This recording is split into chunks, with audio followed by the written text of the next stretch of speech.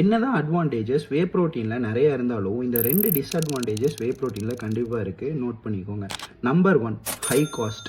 So ஒரு நல்ல வே ப்ரோட்டீனோட cost பார்த்தீங்கன்னா மார்க்கெட்டில் 2000லேருந்து 2200 வரைக்கும் வரும் 1 kg.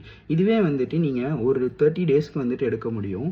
இப்போ ஒரு ஸ்கூப்போட காஸ்ட் என்னன்னு பார்த்தீங்கன்னா வந்துட்டு அப்ராக்சிமேட்டாக 73 ருபீஸ் வருது. அதில் உங்களுக்கு 25 கிராம்ஸ் ஆஃப் ப்ரோட்டீன் தான் கிடைக்கும்.